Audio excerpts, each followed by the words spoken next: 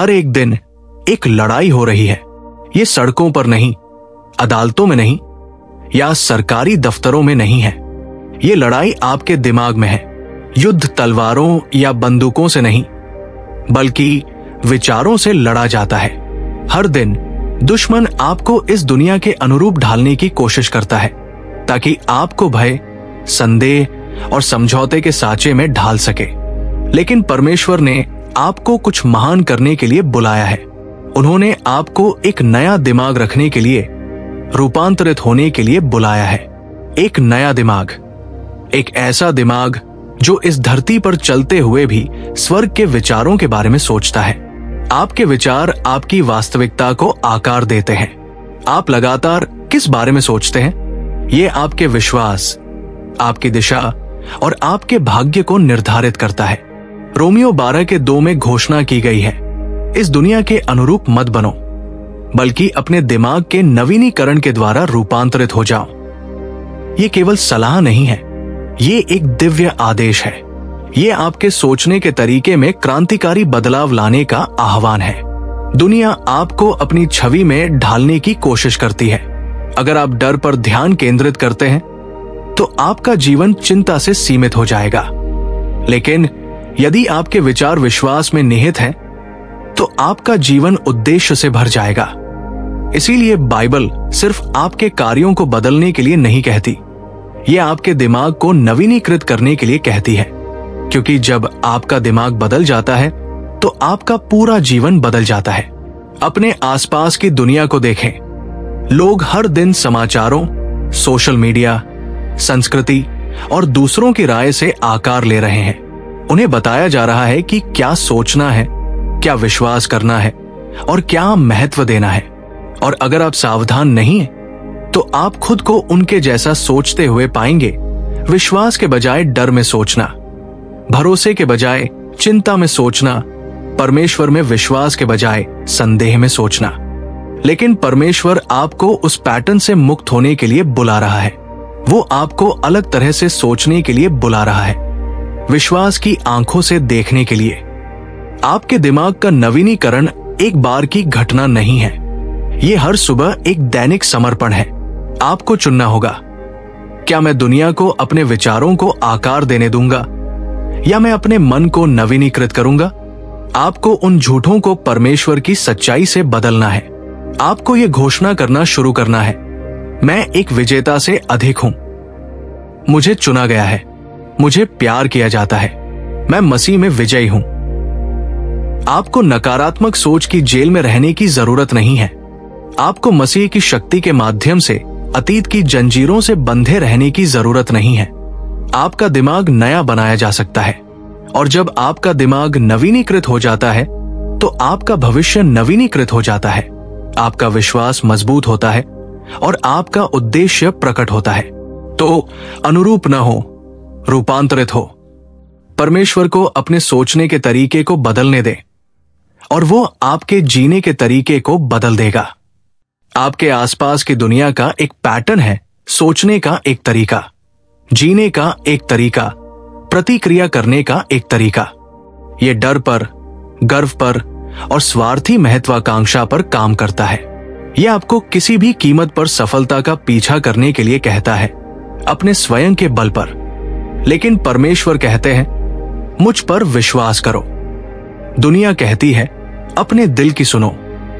लेकिन परमेश्वर कहते हैं, तुम्हारा दिल धोखेबाज है, मेरे वचन का पालन करो। दुनिया कहती है, तुम्हें विश्वास करने के लिए इसे देखने की जरूरत है। लेकिन परमेश्वर कहते हैं, विश्वास करो और तब तुम देखोगे। दुनिया के पैटर्न मानव तर्क पर निर्मित है, लेकिन परमेश्वर के तरीके अधिक ऊंचे हैं। उनकी बुद्धि महान है और उनका सत्य शाश्वत है।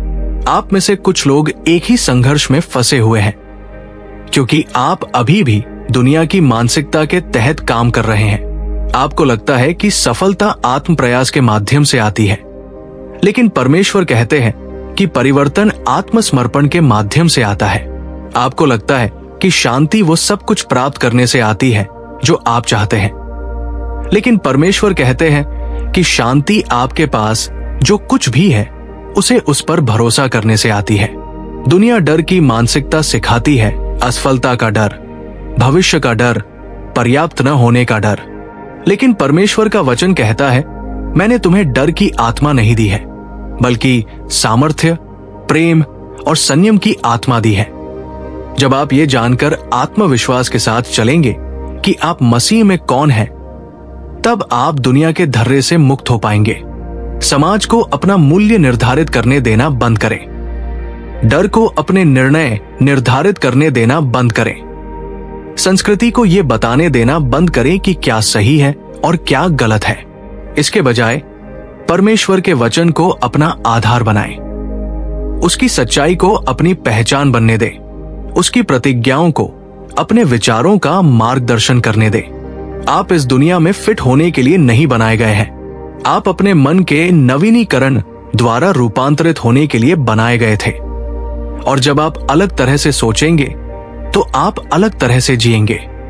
जब आप अलग तरह से जिएंगे तो आप अंधेरे में एक प्रकाश की तरह चमकेंगे।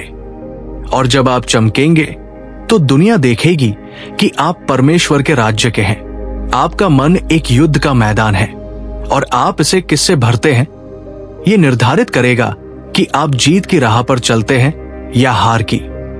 दुनिया आपको लगातार टेलीविजन, सोशल मीडिया, वार्तालापों और संस्कृति के माध्यम से संदेश दे रही है। डरो, आप निराशा में रहेंगे यदि आप अपने आप को परमेश्वर विहीन आवाजों से घेर लेंगे। आप परमेश्वर विहीन तरीके से सोचना शुरू कर देंगे। लेकिन जब तुम्हारा मन शास्त्र में स्थिर हो जाता है, जब तुम्हारे विचार उसकी प्रतिज्ञाओं से आकार लेते हैं, तो तुम दृढ़ रहोगे, चाहे तुम्हारे विरुद्ध कोई भी आए। यीशु के जीवन को देखो। उसने संसार की आवाजों को अपने उद्देश्य को निर्धारित करने की अनुमति नहीं दी। जब शैतान ने जंगल में उसे लुभाया तो उसने भावनाओं से नहीं लड़ा। उसने परमेश्वर के वचन से मुकाबला किया। 3 बार शत्रु ने उसके मन में झूठ बोलने का प्रयास किया और तीनों बार यीशु ने उत्तर दिया, ये लिखा है। ये उस मन की शक्ति है जिसे परमेश्वर की सच्चाई द्वारा नवीनीकृत किया जाता है। तुम में से कुछ लोग भय से संघर्ष कर रहे हैं क्योंकि तुम्हारा मन गलत चीजों से भरा हुआ है। तुम जागते हो और पहला काम जो तुम करते हो वो है समाचार देखना, सोशल मीडिया पर स्क्रॉल करना, दुनिया की राय सुनना। और तुम आश्चर्य करते हो कि चिंता तुम्हारे हृदय में क्यों भर जाती है। लेकिन क्या होगा यदि तुम अपना दिन परमेश्वर की आवाज के साथ शुरू करो? क्या होगा यदि उसका वचन पहली चीज हो? परमेश्वर का वचन सिर्फ एक और किताब नहीं है, ये जीवित, शक्तिशाली और सक्रिय है। इसमें गढ़ों को ढाने, जंजीरों को तोड़ने और तुम्हारे मन को नया करने की क्षमता है। दुश्मन तुम्हें इससे दूर रखने के लिए हर संभव प्रयास करेगा, क्योंकि वो जानता है कि एक विश्वासी जो वचन पर खड़ा है उसे रोका नहीं जा सकता। लेकिन जब तुम अपनी बाइबल खोलते हो, जब तुम उसकी सच्चाई पर ध्यान लगाते हो, जब तुम अपने जीवन पर उसके वादों की घोषणा करते हो, तो तुम्हारा मन बदलना शुरू हो जाता है। और जब तुम्हारा मन बदलता है तो तुम्हारा जीवन भी बदल जाता है। इसीलिए मैं आज तुमसे पूछता हूं कि तुम अपने मन को क्या खिला रहे हो? कौन सी आवाजें तुम्हारे विचारों को आकार दे रही है? क्या तुम दुनिया को अपने आप को भय से भरने दे रहे हो या तुम परमेश्वर को सत्य से भरने दे रहे हो? क्योंकि तुम्हारे विचारों की नींव तुम्हारे जीवन की दिशा निर्धारित करेगी। और जब तुम्हारा आधार परमेश्वर का वचन है तो कुछ भी तुम्हें हिला नहीं सकता। तुम्हारे मन की लड़ाई उन विचारों में जीती या हारी जाती है जिन पर तुम प्रतिदिन विश्वास करना चुनते हो। दुश्मन झूठ बोलता है। वो तुम्हें बताता है कि तुम अयोग्य हो, असमर्थ हो, अकेले हो। लेकिन मन तब नया हो जाता है जब तुम दुश्मन के झूठ को स्वीकार करना बंद कर देते हो और उन्हें परमेश्वर के वचन की सच्चाई से बदलना शुरू कर देते हो। दुश्मन चाहता है कि तुम डर में जियो, लेकिन परमेश्वर कहता है, मत डरो क्योंकि मैं तुम्हारे साथ हूं। यशाया 41:10। दुश्मन कहता है तुम बेकार हो, लेकिन परमेश्वर कहता है तुम भयानक और अद्भुत ढंग से बनाए गए हो। भजन संहिता 139 के 14। दुश्मन कहता है तुम्हारा अतीत तुम्हें परिभाषित करता है, लेकिन परमेश्वर कहता है यदि कोई मसीह में है तो वो एक नई सृष्टि है। 2 कुरिन्थियों 5 के 17। तुम जो विश्वास करते हो वो तुम्हारे जीवन को आकार देगा। यदि तुम दुश्मन के झूठ पर विश्वास करते हो तो तुम हार में जियोगे, लेकिन यदि तुम परमेश्वर की सच्चाई पर विश्वास करते हो तो तुम विजय की ओर चलोगे। तुम में से कुछ लोग भय, असुरक्षा और संदेह के चक्र में फंसे हुए हो, क्योंकि तुम बहुत लंबे समय से गलत आवाज सुन रहे हो। लेकिन आज परमेश्वर तुम्हें मुक्त होने के लिए बुला रहा है। वो तुम्हें हर झूठ को अपनी सच्चाई से बदलने के लिए बुला रहा है। दुश्मन को सुनना बंद करो और उसे सुनना शुरू करो। वो तुम्हें बताता है कि तुम अकेले हो। अपने आप को याद दिलाओ कि वह तुम्हें कभी नहीं छोड़ेगा और नहीं त्यागेगा। व्यवस्था विवरण 31 के 6। देखो, परमेश्वर का वचन केवल कुछ ऐसा नहीं है जिसे तुम पढ़ते हो। ये कुछ ऐसा है जिस पर तुम खड़े होते हो। ये दुश्मन के झूठ के खिलाफ तुम्हारा हथियार है। जब यीशु को जंगल में प्रलोभन दिया गया तो उसने शैतान के साथ बहस नहीं की, उसने तर्क नहीं किया।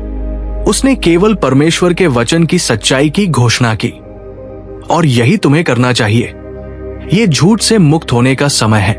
ये परमेश्वर की सच्चाई के साथ अपने मन को नवीनीकृत करने का समय है। जब तुम दुश्मन पर विश्वास करना बंद कर देते हो और विश्वास करना शुरू करते हो कि परमेश्वर तुम्हारे बारे में क्या कहता है, तो तुम्हारे विचार बदल जाते हैं, तुम्हारा दृष्टिकोण बदल जाता है, तुम्हारा विश्वास मजबूत होता है और तुम उस पूर्णता में चलना शुरू करते हो जिसके लिए परमेश्वर ने तुम्हें बुलाया है। इसलिए आज मैं तुमसे पूछता हूं कि तुम किसकी आवाज सुन रहे हो? डर की आवाज या भाग्य की आवाज? दुश्मन की आवाज या परमेश्वर की आवाज? यदि तुम अपनी भावनाओं के आधार पर अपना जीवन बनाते हो तो तुम भूले हुए महसूस करोगे। तुम हमेशा स्थिर रहोगे, क्योंकि भावनाएं अविश्वसनीय होती है, लेकिन विश्वास किसी बड़ी चीज पर आधारित होता है। विश्वास परमेश्वर के वचन की अपरिवर्तनीय सच्चाई में टिका होता है। इसीलिए रोमियो 12 के 2 हमें अपनी भावनाओं को बदलने के द्वारा नहीं, बल्कि अपने मनों के नवीनीकरण के द्वारा परिवर्तित होने के लिए कहता है।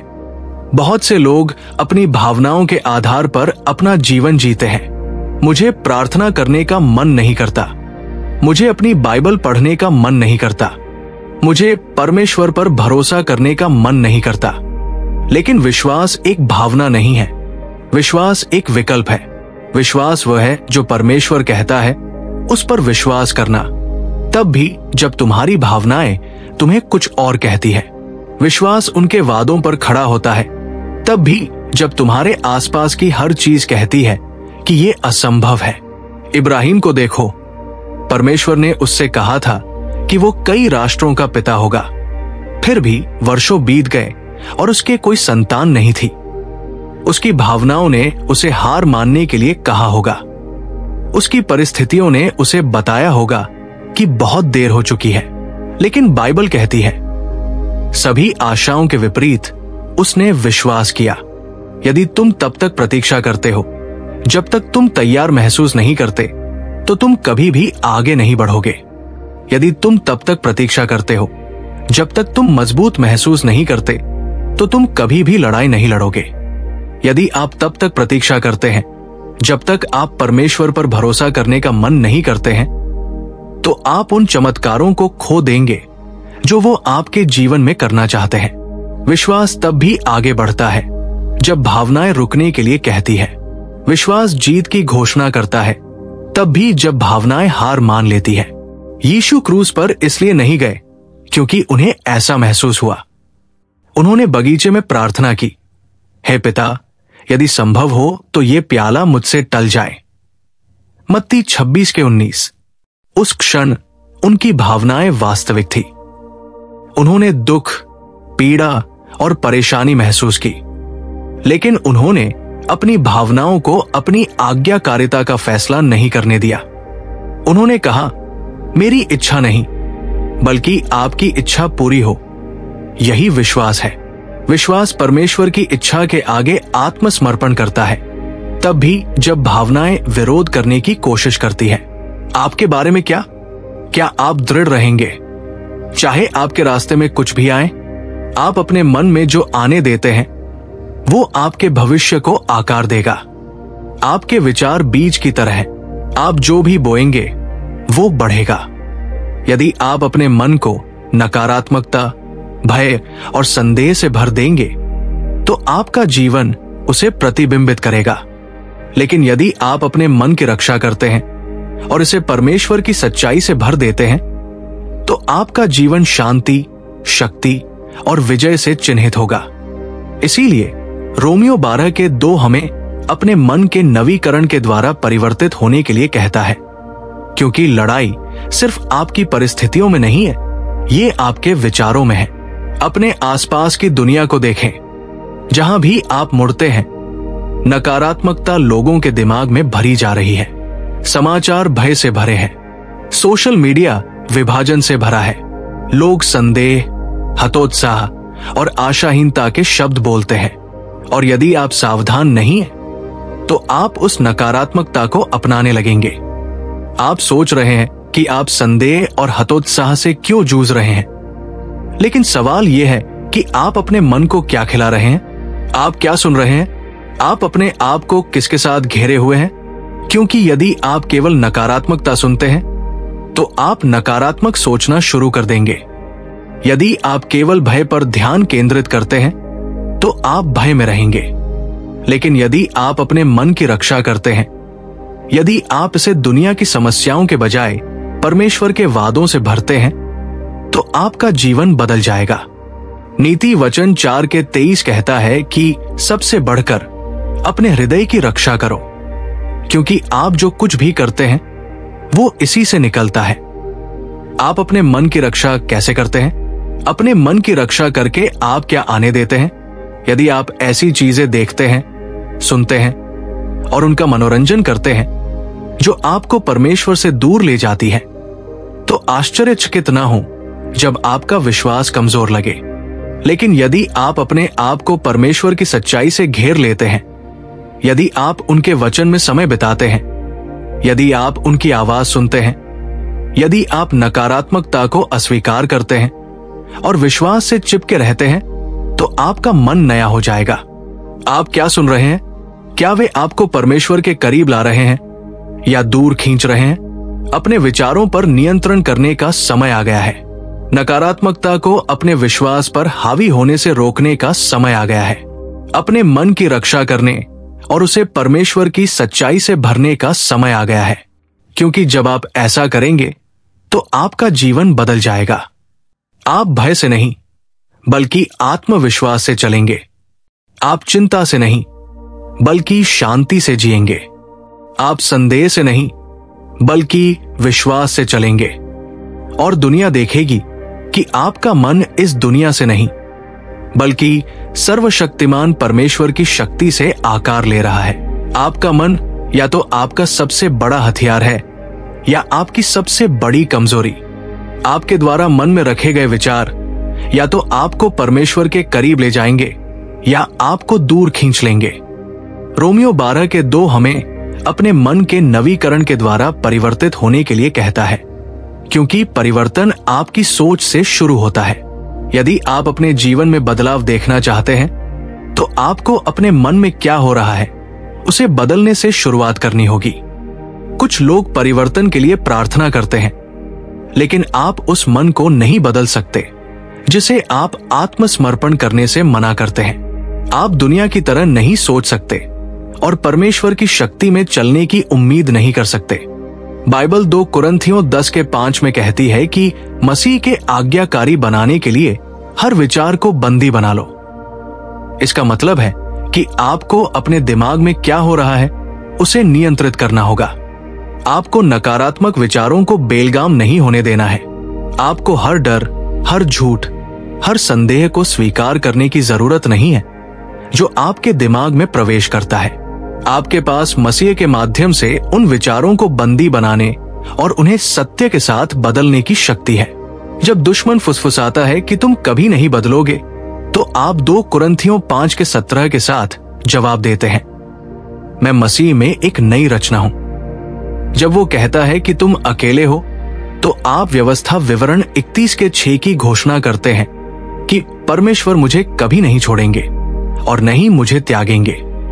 आप अपने आप को उन चीजों के बारे में सोचने की अनुमति देते हैं जो फिलिपियों 4:8 में हमें बताता है कि जो कुछ भी सत्य है, जो कुछ भी महान है, जो कुछ भी सही है, जो कुछ भी शुद्ध है, ऐसी चीजों के बारे में सोचें। इसका मतलब है कि हर दिन आपको चुनना होगा कि आपका ध्यान कहाँ होगा। क्या आप समस्या पर ध्यान केंद्रित करेंगे या वादे पर? क्या आप डर पर ध्यान देंगे या विश्वास पर खड़े होंगे?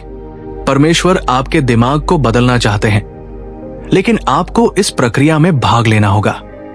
आपको उन विचारों को छोड़ने के लिए तैयार रहना होगा जो आपको पीछे खींच रहे हैं। आपको दुश्मन के झूठ को अस्वीकार करना होगा और अपने दिमाग को परमेश्वर की सच्चाई से भरना होगा। और जब आप ऐसा करेंगे तो परिवर्तन आएगा, आपका विश्वास बढ़ेगा, आपका दृष्टिकोण बदल जाएगा और आप एक नवीनीकृत दिमाग की शक्ति में चलेंगे। आपके जीवन की दिशा आपके सोचने के तरीके से निर्धारित होती है। अगर आपका दिमाग डर से भरा है तो आपका जीवन संकोच से भर जाएगा। अगर आपके विचार विफलता पर केंद्रित हैं, तो आपके कदम हार से चिन्हित होंगे। आप बंधन में परमेश्वर से जीत की प्रार्थना करते हैं, फिर भी आपका मन अभी भी पिछली हारों पर विचार कर रहा है। आप एक नए मौसम के लिए प्रार्थना करते हैं, लेकिन आपकी सोच अभी भी पुरानी में अटकी हुई है और परमेश्वर कह रहे हैं, मैं आपका जीवन बदलना चाहता हूं, लेकिन पहले मुझे आपका मन बदलने दो।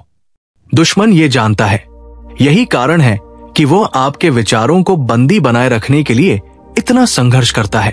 वो आपको ये समझाने की कोशिश करता है कि चीजें कभी नहीं बदलेंगी। वो आपको हर गलती, हर असफलता, हर निराशा की याद दिलाता है। वो चाहता है कि आप ये विश्वास करें कि आपकी स्थिति निराशाजनक है, लेकिन मेरी बात सुनो, वे झूठ है। और जिस क्षण आप उन्हें झूठ के रूप में पहचानते हैं, आप उनकी शक्ति को छीन लेते हैं। बाइबल यशाया 26:3 में कहता है, तुम उन लोगों को पूर्ण शांति में रखोगे जिनके मन दृढ़ है, क्योंकि वे तुम पर भरोसा करते हैं। शांति परिस्थितियों में बदलाव से नहीं आती, ये सोच में बदलाव से आती है। जब आपका मन परमेश्वर पर केंद्रित होता है, जब आपके विचार आपकी समस्याओं के बजाय परमेश्वर की सामर्थ्य पर केंद्रित होते हैं, तभी शांति आती है। लेकिन शांति बाहर से शुरू नहीं होती, ये अंदर से शुरू होती है। ये तब शुरू होती है जब आप डर के कहने के बजाय परमेश्वर जो कहते हैं उस पर विश्वास करना चुनते हैं। ये तब शुरू होती है जब आप अपने दिमाग को दुश्मन के झूठ के बजाय उसकी सच्चाई पर ध्यान केंद्रित करने के लिए प्रशिक्षित करते हैं। आपके दिमाग का नवीनीकरण एक दैनिक प्रक्रिया है। हर सुबह आपको ये तय करना होगा कि क्या मैं अपने विचारों को दुनिया के द्वारा आकार देने दूंगा या मैं उन्हें परमेश्वर के द्वारा आकार देने दूंगा। जब आप जागते हैं तो दुश्मन आपके दिमाग को चिंता से भरने के लिए तैयार है, लेकिन आपके पास विरोध करने की शक्ति है। आप अपने दिन की शुरुआत अपने जीवन पर परमेश्वर के वादों की घोषणा करके कर सकते हैं। आप दुनिया की नकारात्मकता के बजाय उसकी सच्चाई पर ध्यान लगाने का विकल्प चुन सकते हैं, क्योंकि जब आपका दिमाग नवीनीकृत हो जाता है तो आपका जीवन बदल जाएगा। डर अब आपको नियंत्रित नहीं करेगा, संदेह अब आपको पंगु नहीं करेगा। आप शांति में शक्ति और विश्वास के साथ चलेंगे कि आपका दिमाग दुनिया के द्वारा नहीं, बल्कि सर्वशक्तिमान परमेश्वर के सत्य द्वारा नियंत्रित है। परमेश्वर का वचन आपके जीवन को शक्ति, शांति और उद्देश्य से चिन्हित करेगा। इसीलिए रोमियो 12:2 हमें अपने मन के नवीनीकरण के द्वारा रूपांतरित होने की आज्ञा देता है, क्योंकि परमेश्वर जानता है कि यदि वह आपकी सोच को बदल सकता है तो वो आपके जीवन को भी बदल सकता है। कई लोगों की समस्या ये है कि वे अपने विचारों की शक्ति को नहीं पहचानते हैं। वे मानते हैं कि उनके दिमाग में जो कुछ भी आता है वो हानि रहित है, लेकिन सच्चाई ये है कि आप जो सोचते हैं वो आपको आकार देता है। नीति वचन 23 के साथ कहता है, जैसा मनुष्य अपने मन में विचार करता है वैसा ही वो भी है। यदि आप सोचते हैं कि आप हार गए हैं तो आप हार में जिएंगे। यदि आप सोचते हैं कि आप असफल हैं तो आप कभी भी विजय की ओर कदम नहीं बढ़ाएंगे। लेकिन यदि आप परमेश्वर के वचन के साथ अपने मन को नवीनीकृत करते हैं, यदि आप घोषित करते हैं कि वो आपके बारे में क्या कहता है, बजाय इसके कि दुश्मन क्या फुसफुसाता है, तो आप उसकी पूर्णता में चलेंगे। आप में से कुछ लोग अपने विचारों की छाया में मानसिक जंजीरों में जी रहे हैं, लेकिन उसने आपको डर और संदेह में चलने के लिए नहीं बुलाया है। उसने आपको अपने मन को नवीनीकृत करने की क्षमता दी है, ताकि आप हर नकारात्मक विचार को बंदी बना सकें और उस जीवन में कदम रख सकें जो उसने आपके लिए तैयार किया है। पौलुस फिलिपियों 4:8 में कहता है, जो कुछ भी सत्य है, जो कुछ भी नेक है, जो कुछ भी सही है, जो कुछ भी पवित्र है, जो कुछ भी प्यारा है, ऐसी चीजों के बारे में सोचो। इसका मतलब है कि आपके पास ये विकल्प है कि आप किस पर ध्यान देते हैं। आपको हर डरावने विचार का मनोरंजन करने की जरूरत नहीं है। आपको अपने दिमाग में आने वाले हर संदेह को स्वीकार करने की जरूरत नहीं है। आप अपनी समस्याओं के बजाय परमेश्वर के वादों पर सोचने का विकल्प चुन सकते हैं। आप डर पर विश्वास, झूठ पर सच्चाई और हार पर जीत चुन सकते हैं। दुश्मन आपके दिमाग को नियंत्रित करना चाहता है, क्योंकि वह जानता है कि अगर वह आपके विचारों को नियंत्रित करता है तो वो आपके जीवन को नियंत्रित करता है। लेकिन आपको उसे ऐसा करने की जरूरत नहीं है। आपके पास परमेश्वर ने अपने सत्य की शक्ति से परिवर्तन किया है। आपका मन एक युद्ध क्षेत्र है और युद्ध प्रतिदिन विचारों से लड़ा जाता है। आप या तो जीत रहे हैं या हार रहे हैं, इस आधार पर कि आप स्वयं को क्या सोचने की अनुमति देते हैं। रोमियो 12:2 हमें अपने मन के नवीनीकरण के द्वारा परिवर्तित होने के लिए कहता है, क्योंकि परमेश्वर जानता है कि वास्तविक स्थायी परिवर्तन आपके विचारों से शुरू होता है। यदि आप अपने जीवन में विजय देखना चाहते हैं तो ये आपके मन पर नियंत्रण करने से शुरू होता है। दुश्मन भी ये जानता है। यही कारण है कि वो लगातार आपकी सोच पर हमला करता है। वो झूठ बोलता है, संदेह के बीज बोता है और आपके मन को डर से भर देता है। वो आपको नकारात्मकता के चक्र में फंसाए रखना चाहता है, क्योंकि वह जानता है कि यदि वो आपके मन को नियंत्रित कर सकता है तो वो आपके जीवन को भी नियंत्रित कर सकता है। लेकिन परमेश्वर ने आपको मुक्त होने की शक्ति दी है। आपको अपने विचारों के कैदी के रूप में जीने की आवश्यकता नहीं है। आपको मसीह के माध्यम से भय, चिंता या संदेह से बंधे रहने की आवश्यकता नहीं है।